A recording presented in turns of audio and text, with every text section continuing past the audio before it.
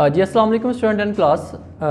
Today we going to be do the lesson number 12 student. हम करेंगे इसका paragraph number जो 5 है, इसको हम ट्रांसलेट करेंगे। सबसे पहले हम इसके जो वोकैबुलरी वर्ड्स एंड सिनोनिम है ये देखेंगे। अब फोसिल्स का स्टूडेंट देखें, ज़ेर ज़मीन दबा हुआ जो ईंधन होता है, ज़ेर ज़मीन दबी हुई जो ईंधन से बनने वाली जो तवानाई होती है उसे हम कहते हैं फोसिल फ्यूल्स। इसी तरह प्राइम जो होता है स्टूडेंट, इसको बड़ा कहते हैं, जैसे प्राइम रिसोर्सेज बड़े इसके जो ज़राए हैं उसको कहते हैं इंटेंसिव, यानी कि ज़्यादा मेहनत तलब जो काम होता है उसको हम कहते हैं, यानी कि आप कह सकते हैं जैसे प्राइम है तो ये इसका जो सैनो आएगा यानी कि मेन आएगा, बिग मेजर। इस तरह आगे देखें पेस्टिसाइड्स स्टूडेंट होती है जो कीड़े मार अद्वियात होती हैं उनको पेस्टिसाइड्स हम कहते हैं, जैसे कि इंसेक्ट किलिंग मेडिसिन जितनी भी हैं उनको हम कहेंगे। इस तरह सब्स्टिट्यूट जो है ये स्टूडेंट देखें, सब्स्टिट्यूट मुतबादल को कहते हैं, यानी किसी चीज़ का अल्टरनेट जो होता है उसको हम कहते हैं। इसी तरह यील्ड जो होता है, यील्ड का मतलब ये पैदावार होता है स्टूडेंट, किसी चीज़ की जो पैदावार होती है उसको हम यील्ड कहते हैं। जैसे कि गंदम की पैदावार है, चावल की पैदावार है, यानी पोटैटोज़ की पैदावार है यील्ड, तो उसको हम कहेंगे। नेक्स्ट सेकेंड स्टूडेंट, इसका प्रोडक्शन भी हम कह सकते हैं सिनोनिम इसका आउटपुट। रिड्यूस किस चीज़ को कम करने को कहते हैं, यानी कम होना किस चीज़ का, डिक्रीज़ होना। इनपुट खर्च, इस्तेमाल किसी ताकत का जो खपत होती है उसका इस्तेमाल होता है उसको हम इनपुट कहते हैं, या समथिंग इन यूज़ जैसे हम कह सकते हैं। उसके बाद फाइनेट है, फाइनेट का मतलब होता है स्टूडेंट महदूद, कोई ऐसी चीज़ जो कि फाइनेट है, महदूद है, यानी कि लामहदूद नहीं होती।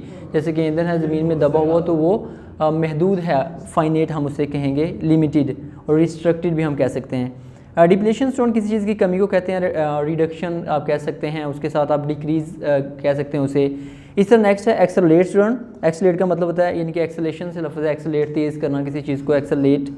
गैदर स्पीड, क्विकन भी हम ऐसे कह सकते हैं। एस्केलेट, एस्केलेट का स्टूडेंट मतलब होता है बढ़ाना किसी चीज़ को, बढ़ाने को कहते हैं एस्केलेट, यानी कि increase.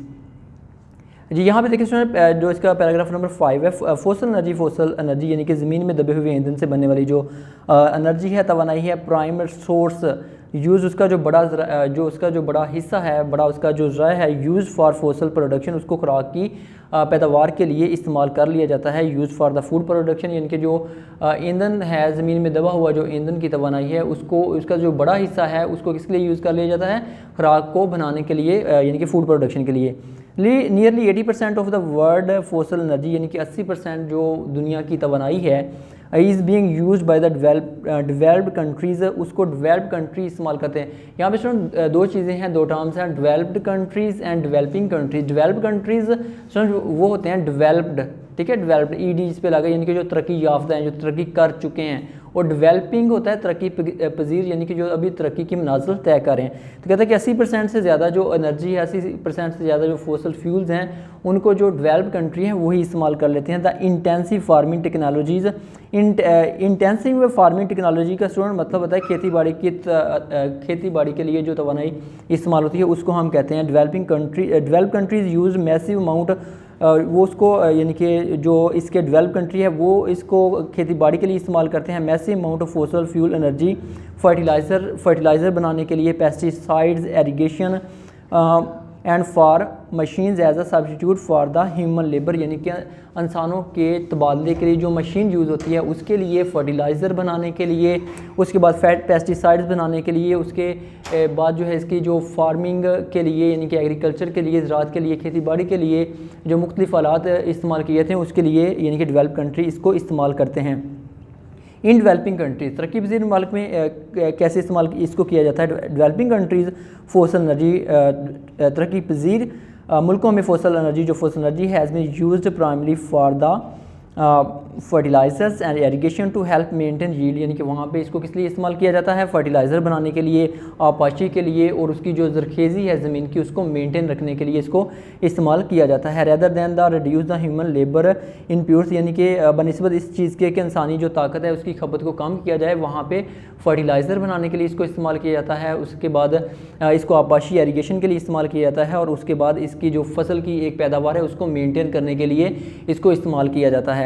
Ji student, because fossil energy is a finite resources, क्योंकि फोसल एनर्जी के जो रिसोर्सेज हैं फाइनेट है। फाइनेट का स्टूडेंट हमने पहले भी बताया कि ऐसे रिसोर्सेज जो कि फाइनेट हैं, महदूद हैं, अनफाइनेट लामहदूद, और फाइनेट जो है महदूद को हम कहते हैं। दी डेप्लेशन एक्सेलरेट, कहते हैं कि इसकी जो इसकी कमी में तेज़ी से इजाफा होता है as a population needs food and सर्फ से एस्केलेट कहता है जब इसके लिए यानी कि इसकी खुराक और खिदमत के लिए आबादी की ज़रूरियात बढ़ती हैं तो इसकी कमी इसकी जो इसकी कमी में भी तेज़ी से इजाफा होता है। Thus the cost of the fuel increases everywhere कहता है कि इससे फिर क्या होता है कि ईंधन की लागत में हर जगह यानी कि ईंधन की जो लागत है वो बढ़ जाती है उसमें, यानी कि उसकी लागत में उसकी जो प्रोडक्शन है उसमें यानी कि आप कह सकते हैं कि उसमें इजाफा होता है। जिस तरह इसी तरह इसका जो रीट्रांसलेशन पैराग्राफ 323 में ये 30 नंबर है, ये हमने आज इसको करना है रीट्रांसलेशन होना। सबसे पहले देखिए एक दफ़ा का जिक्र है कि एक कौवे को गोश्त का एक यानी कि आप कह सकते हैं कि टुकड़ा मिला। Once upon a time crow found a piece of meat, वो दरख्त की शाख पर बैठ गया। It sat on the branch of the tree, ठीक है, वो दरख्त की शाख पर बैठ गया, यानी कि सैट यहाँ पे सेकंड फॉर्म में यूज़ की है। इतने में एक लोमड़ी उधर आ पहुँची। मीन वाइल, इतने में स्टूडेंट इसको हम कहते हैं meanwhile a fox reach there, यानी कि एक जो लूमड़ी थी वो वहाँ पे पहुँच गई। लूमड़ी ने दिल में कहा ये टुकड़ा मुझे इस कौवे से हासिल करना चाहिए। The fox said to herself, दिल में कहना का मतलब सुन होता है यानी कि अपने आप से बात करना, यानी कि said to herself. The fox said to herself I should get this piece from the crow, यानी उसे ये पीस जो है टुकड़ा जो है गोश्त का उसे हासिल कर लेना चाहिए। उसने करीब जाकर कौवे से कहा she went near it and said to the crow, यानी कि उसके वो पास गई और उससे कहा मैंने सुना है कि तुम अच्छा गा सकते हो, तुम्हारी आवाज़ बहुत मीठी है। I hear that you can sing well, your voice is very sweet. मैं चाहती हूँ कि तुम्हारे गीत का मज़ा उठाऊँ। I wish to enjoy your song, यानी कि कहती हैं कि मैं ये मेरी ख्वाहिश है, मैं इस चीज़ की विश कर रही हूँ कि मैं तुम्हारे यानी कि सॉन्ग का मज़ा उठाऊँ। क्या तुम मेहरबानी करके गाना सुनाओगे? Will you please sing for me, क्या तुम मेरे लिए गा सकते हो, क्या मेरे लिए तुम सॉन्ग गा सकते हो? इस पर कौवा खुश हो गया। At this the crow felt happy, यानी कि इस पर जो कौवा था उसने खुशी महसूस की। जिस स्टूडेंट अगर किसी स्टूडेंट का कोई क्वेश्चन है वोकैबुलरी वर्ड्स में से कुछ भी